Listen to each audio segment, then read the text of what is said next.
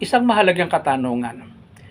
Posible bang ang lahat ng tao na pinanganak sa mundo sa daigdig ay umasenso o yumaman o maabot ang kanilang mga mithiin at pangarap sa buhay? Kung ako po ang tatanungin, ang sagot ko ay yes.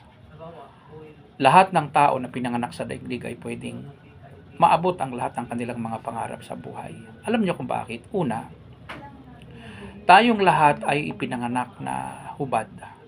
Wala tayong kahit na anong dala nang tayo ay iluwal ng ating ina sa kanyang sinapupunan. Ibig sabihin nun, lahat tayo ay from zero.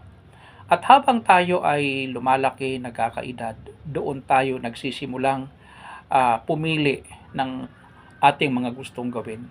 That is why life is a matter of choice. Okay.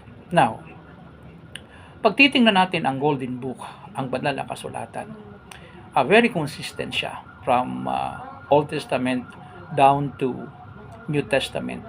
Sabi ng Panginoon sa Jeremiah 29:11, "For I know the plans I have for you, declares the Lord, plans to prosper you and not to harm you, plans to give you hope and a future."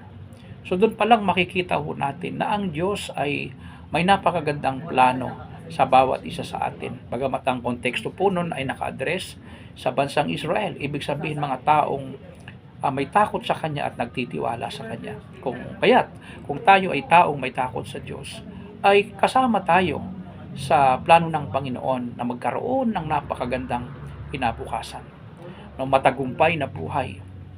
At hindi ho masama ang yumaman. Isa pa, ang bawat isa sa atin ay binigyan ng Diyos ng kakayahan or capability, power. Sabi nga sa Deuteronomy chapter 8, verse 18, "Remember the Lord thy God, who gives you power or ability," sa ibang translation, "to make wealth."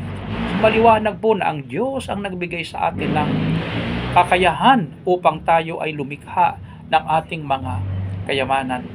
Sinabi din sa John 10:10, "I came that they might have life and make it more abundantly." So makikita ho natin na walang ibang plano talaga ang Diyos sa bawat isa sa atin kung hindi maabot natin ang pinakamataas, yung tinatawag na fullest potential na binigay po sa atin ng Panginoon. Kaya lamang maraming tao po ang namatay na tumanda na hindi nararating ang kanilang mga gustong marating sa buhay. Hindi dahil kasalanan ng Diyos o gawa ng Diyos, kung hindi mismong ang tao ang pumipili ng gusto nilang marating. Pero ang Diyos mismo, ang nais niya, ang plano niya, tayong lahat ay magtagumpay. Kaya ako po'y naniniwala, lahat ng tao na pinanganak ay pwedeng marating ang tinatawag na rurok ng tagumpay.